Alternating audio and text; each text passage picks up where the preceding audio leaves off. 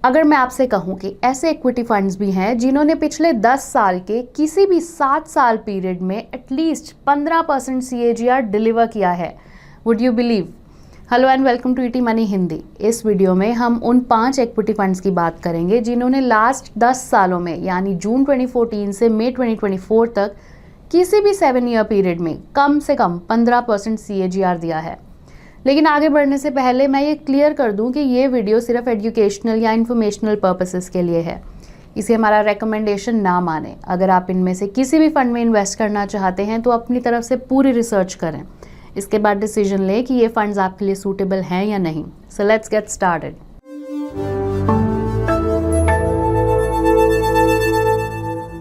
हमने actively managed diversified equity fund से start किया। एक्टिवली मैनेज्ड फंड्स वो हैं जहां फंड मैनेजर ये डिसीजन लेता है कि कहां और कब इन्वेस्ट करना है या कब और कौन सा इन्वेस्टमेंट बेचना है, और ये काम फंड के ब्रॉडर गाइडलाइंस के अकॉर्डिंग होता है। क्योंकि हम एक्टिवली मैनेज्ड इक्विटी फंड्स की बात कर रहे हैं, हमने यहाँ sectoral, thematic and passive funds को एक्सक्लूड कर दिया है।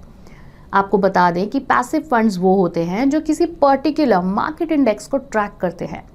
फंड मैनेजर बाइंग या सेलिंग डिसीजन में एक्टिवली इन्वॉल्व नहीं होते।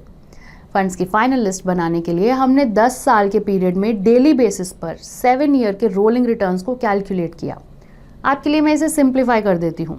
अब रोलिंग रिटर्न्स ट्रेलिंग रिटर्न्स को कैलकुलेट करने जैसा है, ये मानते हुए कि आप डेली बेसिस पर इन्वेस्ट कर रहे हैं, या आप कह सकते हैं कि ये सर्टेन इंटरवल पर डेली SIP की तरह है और फिर इन रिटर्न्स की सीरीज का एवरेज निकालना है।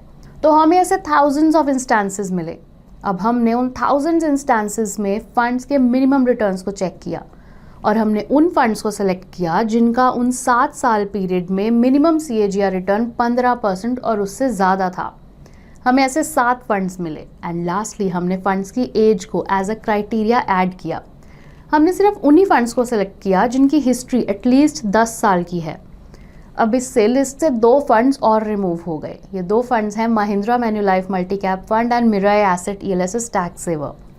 तो फाइनली 5 फंड्स हमारी लिस्ट के लिए क्वालिफाई हुए जिन्होंने लास्ट 10 साल में सभी 7 साल के पीरियड्स में कम से कम 15% CAGR डिलीवर किया है। Without further wait let's reveal the names now. सबसे पहले कंसिस्टेंटली बेस्ट परफॉर्म करने वाले फंड्स में से एक है SBI स्मॉल कैप फंड। इस third largest small cap fund के पास 28,375 करोड़ के एसेट्स हैं। SBI स्मॉल कैप फंड ने लास्ट 10 सालों में 17.45% का मिनिमम 7 ईयर रोलिंग रिटर्न दिया है। इसका 7 ईयर एवरेज रिटर्न 23% है, जो बेंचमार्क के मुकाबले काफ़ी बेहतर परफॉर्मेंस है। तो SBI स्मॉल कैप फंड के सक्सेस का सीक्रेट क्या है? शायद इसका secret fund manager R Srinivasan की एबिलिटी है। He finds the diamonds in the dust and holds them for the long term। List में अगला नाम एक्सिस स्मॉल कैप फंड का है। ये फंड अपनी कैटेगरी में 5th बिगेस्ट फंड है, जिसके पास 20,504 करोड़ के एसेट्स हैं। ये फंड नवंबर 2013 में लॉन्च हुआ था। इस फंड ने लास्ट 7 ईयर्स में एवरेज 19.43% के रोलिंग रिटर्न्स दिए हैं और पिछले 10 ईयर्स में मिनिमम 16.15% के रिटर्न्स डिलीवर किए हैं। फंड के benchmark Nifty small cap 250 TRI ने एवरेज 14.21% के रिटर्न्स डिलीवर किए हैं। एक्सिस स्मॉल कैप अपनी एक्सेलेंट डाउनसाइड प्रोटेक्शन कैपेबिलिटीज के चलते अपने पेयर्स से अलग है। 11 क्वार्टर्स में जब स्मॉल कैप कैटेगरी रेड में थी, उनमें से ईच क्वार्टर में फंड में कम गिरावट आई। नेक्स्ट है HSBC स्मॉल कैप फंड।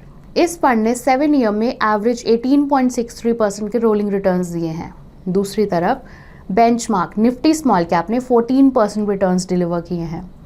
आप लोगों में से कुछ जानते होंगे कि 2022 में HSBC स्मॉल कैप फंड बनने से पहले ये L&T म्यूचुअल फंड के तहत सबसे पसंदीदा फंड्स में से एक था।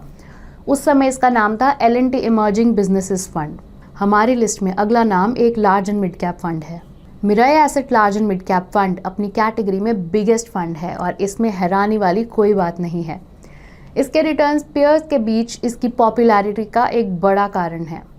ये फंड जुलाई 2010 में लॉन्च हुआ था। इसका 7 ईयर का एवरेज रोलिंग रिटर्न 21% है, वहीं 7 ईयर हाईएस्ट रोलिंग रिटर्न 27% है। जैसा कि आप सभी अपनी स्क्रीन पर देख सकते हैं, इस फंड ने अपने बेंचमार्क से बेटर परफॉर्म किया है। हमारी लिस्ट में निपॉन स्मॉल कैप फंड भी है।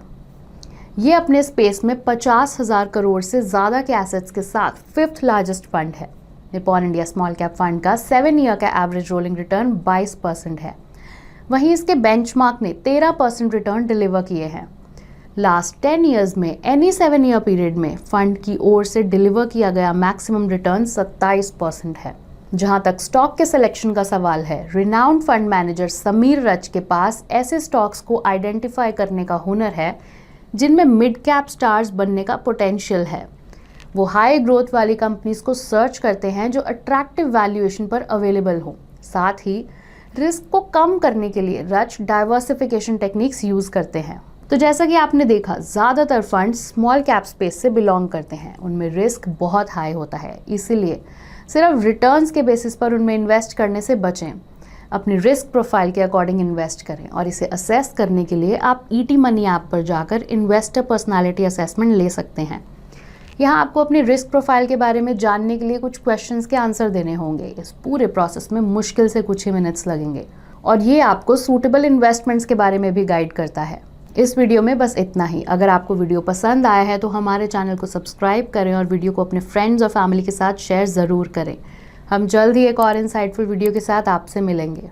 Mutual fund investments are subject to market risks. Read all scheme related documents carefully.